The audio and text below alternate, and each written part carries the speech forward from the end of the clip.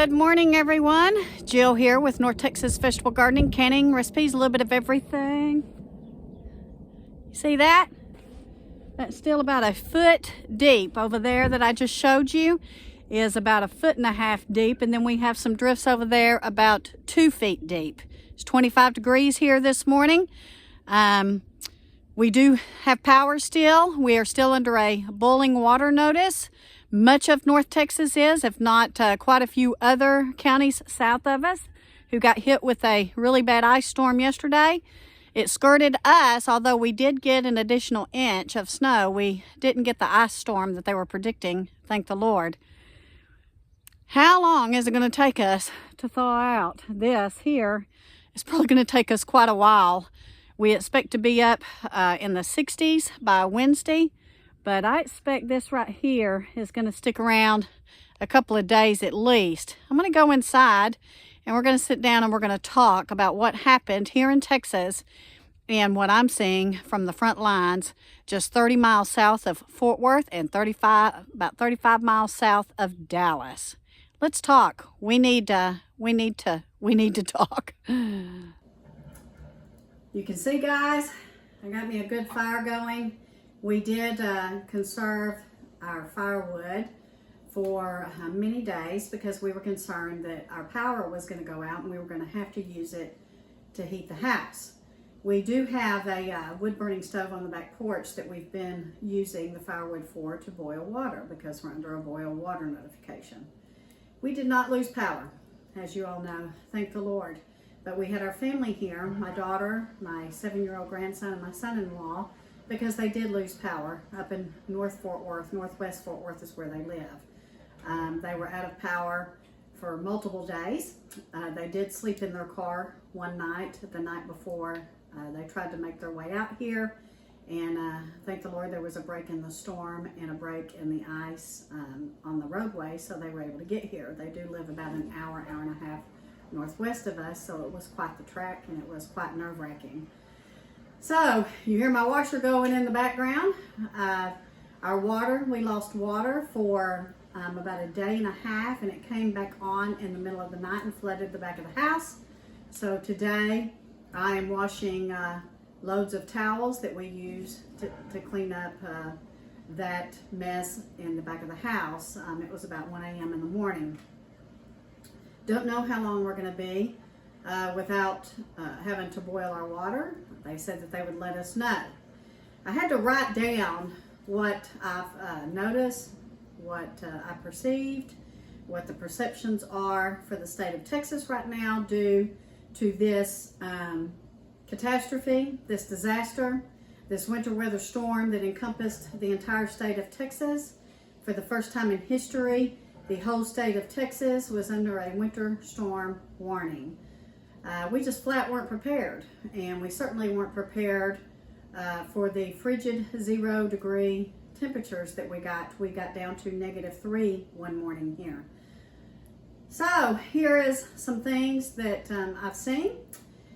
Here are some things that we did to try to be proactive before this storm and to be proactive during the storm, to keep our pipes from bursting, to keep our family safe, and to keep everyone as comfortable as we could. It was very difficult, but I was happy to have them here. Like a mother hen who has her chicks, I had them with me, and that made me feel much better knowing that they were here with us, staying safe. So let's go over some of the things my husband and I did prior to this winter storm to make sure that we were prepared. We headed up to our local hardware store here that also rents out agricultural equipment, and we filled all of our propane bottles. And I'm going to tell you just how many we went through before this video is over. We filled our tanks full of gasoline. We filled our tanks, our tanks that we use for our lawnmowers and our generator full of gasoline. We pulled the generator out, started it to make sure that it was going to run if we needed it.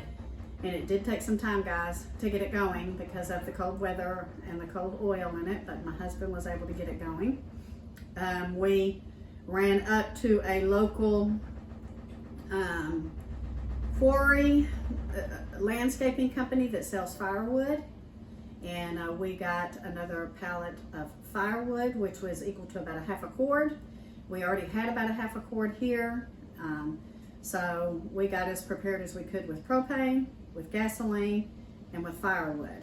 We also, over the years, have constantly replenished our bottled water supply, especially in the past year. For a year, guys, now we have been in several situations that have warranted hunkering down in your home. We've had the VID, the COVID situation that started about this time last year that required people to prepare with food and water, and of course the toilet paper and paper towel situation. Then we had the civil unrest that happened in the middle of our country. Then we had the elections, and now we have severe winter storm weather, and it's not just affecting Texas, it's affecting other states in the Midwest, in Louisiana, in Oklahoma, Arkansas, Missouri. It has been a brutal start to 2021. So these are all reasons why you guys need to always be prepared. For a year, we have been able to sustain what our preparations were, and we will keep doing it because we certainly don't know what's coming around the corner next. My goodness, what could it be?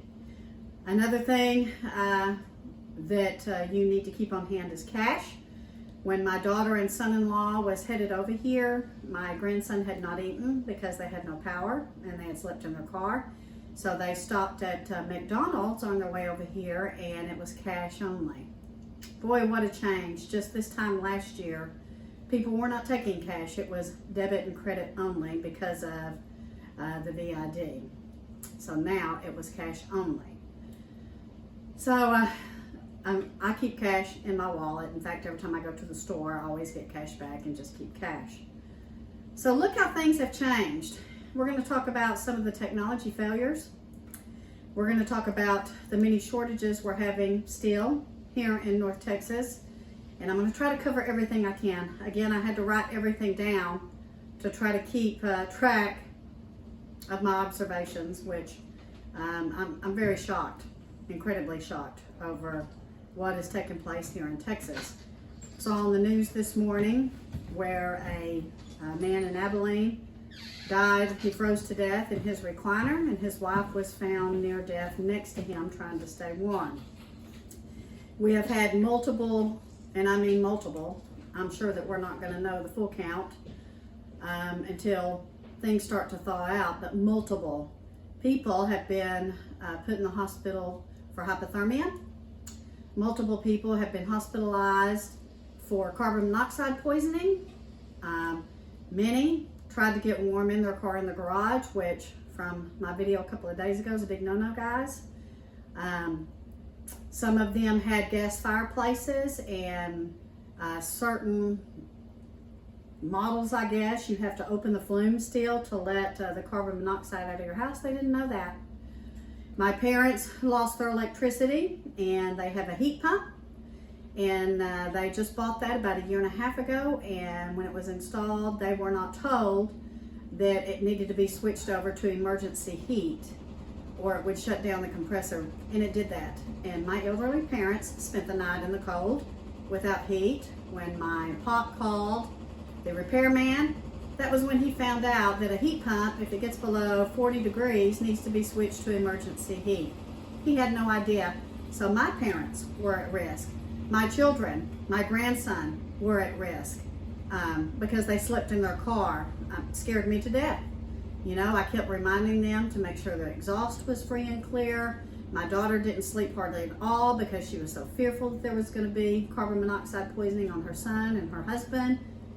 It's been disastrous and a mess, and I really hope that an extreme investigation goes on here in Texas about what took place. But let me tell you what we're hearing, what took place. So as far as our power grid, we were told that the power plants were not winterized properly, and that all the audits to go and inspections to go and check on these types of situations were done via WebExes and remotely because of the VID that was going on all of last year. so there were not proper inspections. I am told by our news that a lot of the wind turbine generated energy, the wind turbines froze up, so they were not generating electricity. Those that had natural gas in Texas were suffering because the pipelines and the valves froze up. Perfect storm. I mean, an incredible perfect storm. And I think we talked about perfect storms last year, but this one is the mother of all perfect storms. So people were trying to keep their cars filled with gasoline so they could sleep in them and keep their families warm. Well, guess what? The electricity went out and some of the pumps were not working. The stores were closed down. The refineries were closed down and still are, many of them. People didn't have cash to get gasoline. And trucks, because of the severe icing road conditions, could not get to the gas stations to refill the gas stations for their pumps.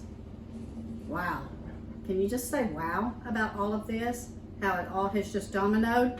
So let's talk about some other things.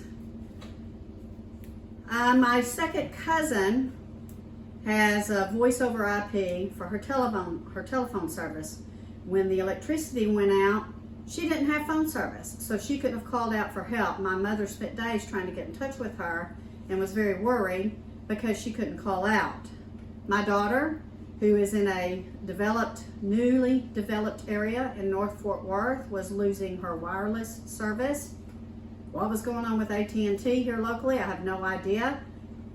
I mean, just amazing. So voice over IP, mobile phone service, we had some of that, but not like they were having in these very congested areas that they are building thousands, if not hundreds of thousands of homes up there in the northwest Tarrant County area, northwest Fort Worth. Sounds to me like they didn't have the proper infrastructure to support all of that. So we've gone over the voice over IP. Our refrigerator and freezer bid it yesterday. I'm not sure if it's, we have an LG that we bought 2 years ago. I have read that there were warranty claims, lots of warranty claims and issues with the compressors. We are hoping that it's under warranty, but I've also gone out and made a claim on my insurance because I also read where there may be that power surges affect our smart electronics. Imagine that. So as our society has generated to this high-tech technology with, I've got a refrigerator, I've got a dishwasher, and I've got a stove that I can all control via Wi-Fi that seems to be very sensitive to power surges. Think about that, because I'll tell you that my old rickety refrigerators and my freezer that are not smart have made it through just fine. Makes you wonder. So there's a couple of avenues that we're going to take. We're contacting LG today, and I've already contacted my insurance company. What a time for that to happen. So we've had natural gas issues, we've had gasoline issues, we've had electricity issues. We are under a boil water notice. That is our main life-sustaining things that we need. That's our life-sustaining things that we need. It appears that the rural areas fared better than the congested townships or the town areas.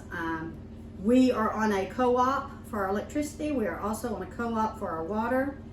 So I'm thankful. I'm thankful that we're in a rural area.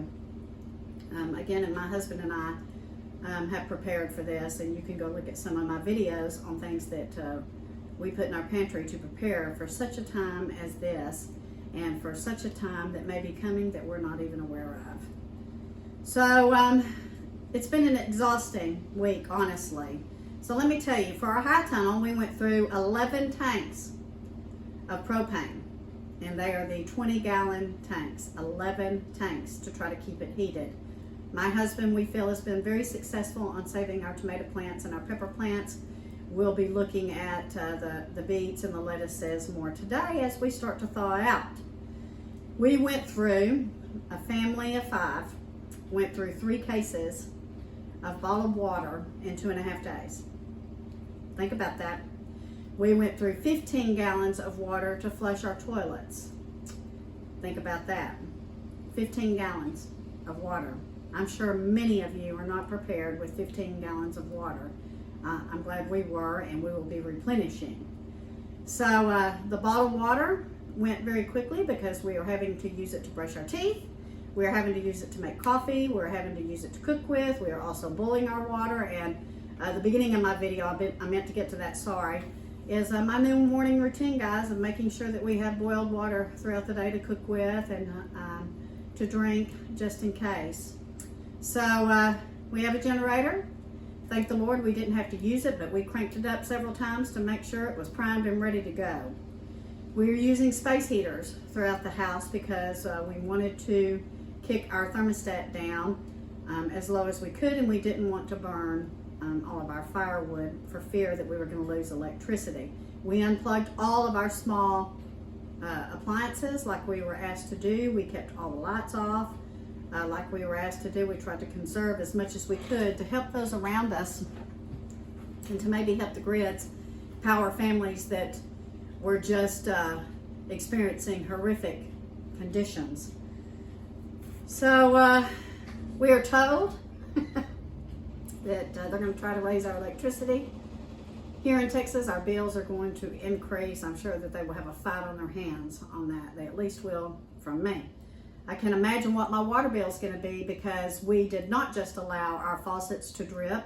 We did allow a stream in all portions of the house. We kept the cabinets open, and we kept the lids on the toilet open so that the heat would at least maybe keep the water in the toilets above freezing. I know that is not, when you can't flush all the time, that's probably not the ideal situation, but we did not need for our toilets to freeze over, and they didn't, thank the Lord. Now we have a aerobic septic. We have no idea what's happened there. We will find out as we thaw. Let's see. So we talked about why the gas stations are short on gas. The refineries are down, the electricity was down, people were sleeping in the cars, consuming more gas. There were no hotel rooms before my daughter and my son-in-law tried to make the hour-and-a-half trek over here on bad roads. All the hotels were booked, completely booked. There was one hotel room in Frisco, Texas, which was quite a ways from them, but thankfully they didn't go there because it wasn't shortly after that they lost their electricity. So my daughter and them went home, and they found out that so far their pipes are good. They had a friend, thank the Lord, go shut off their water at the street, and when they got home, they aired out, they opened up all their faucets to drain all the lines, and they let the air out of the faucets, and when they turned their water back on, their tankless hot water heater was busted. So we have a conventional hot water heater. It's still going, again, thank the Lord. But my daughter has that neighborhood app on her Facebook and found out that 11 of her neighbors also, their tankless hot water heaters burst and did not make it. So my daughter is going to be replacing her tankless hot water heater with a more conventional hot water heater, but it's going to cost them some money. It flooded their garage, not their house, because those are in the garage up there. So I've just given you tons of information. I'm sure there's more that's going to come to mind. So I will probably do a follow-up video. I am going to take you out to the high tunnel today and show you what everything looks. You saw what it looks like outside. You saw my morning routine of keeping the fire going to boil water outside. Oh, and guys, I wanted to tell you, on those pressure cookers, even when they start to fail and the seals start to not be effective anymore, save those big old pots, because we did, and that's what we're using to boil our water. This is not to mention the water that we have had to use also for our pets. So we had plenty of dog food on hand. That's another thing you want to keep an eye on. I had ordered some dog food to be delivered right before the storm hit. It's not made it here yet, understandably so. But we have had to use some of our water reserves for our pets. Now we have two very large dogs and a little dog, and they go through, my husband has set up about a 5-gallon drip water feeder for them, and they go through that quite quickly. So just our pets alone used probably 10 gallons of some of our water in the last couple of days. I don't know if the water is okay for our pets, but we're not taking that chance. The last thing I need right now is a vet bill if there's something contaminated in our water until we get things sorted. So what a year, guys. To me, today is December the 79th. It is also my daughter's 35th birthday, bless her heart. She's going to be home trying to heat water for her family to bathe. Oh, and that's another thing I wanted to tell you. What was most exhausting of all was heating water and putting it in the bathtub so everybody could take a quick bath. And this was the day that our hot water was out. We didn't know how long, or our water was out. We didn't know how long that was going to last. So everybody, and my daughter had not had a shower in a couple of days because they had lost their electricity and were trying to brave it out. So that's the first thing they wanted to do when they get here is take a hot shower. Well, guess what? We had run out of water right before they got here. But I had water boiling on the stove, and we were able to supplement and get them comfortable and get them settled for the next couple of days that they were going to be here. Crazy times, just absolutely crazy times. But I did want to give you an update. I wanted to tell you my observations. I wanted to tell you what we saw. I wanted to tell you what failed. I wanted to tell you what our news is telling us. I have no idea what the next week or so is going to be. All these people's pipes are going to start thawing. There's going to be homes flooded. I imagine there's probably going to be some water shortages. I imagine there's going to be some pipes that burst from the pump stations to the homes. And I'm sure that there are elderly people, sadly so, that no one has been able to check on, that has not had power all this time, and maybe had succumbed to this situation. So, crazy, absolutely crazy. I wanted to give you this in-depth update. I wanted to let you know that we are okay, praise God. I want to let you know that my family is okay, praise God. And I'll be updating you on the high tunnel. And I will be doing some beet canning this weekend. I put a video out there about 2 years ago, so we will be doing some canning of beets, and we'll see how our lettuce fared and how our seeds fared, and I'll let you know. So I'm very humbled by all of you guys. So many comments about concern for us and worried about us and wanting to know if we were okay, and so many prayers. I can't believe how many of you have commented saying that you're praying for us. And again, I'm quite humbled by our community. We have the best community as far as I'm concerned, and I'm so thankful for each and every one of you who has shown concern for us and prayed for us. We will be in touch more this weekend. Take care, God bless, and continue to pray for Texas.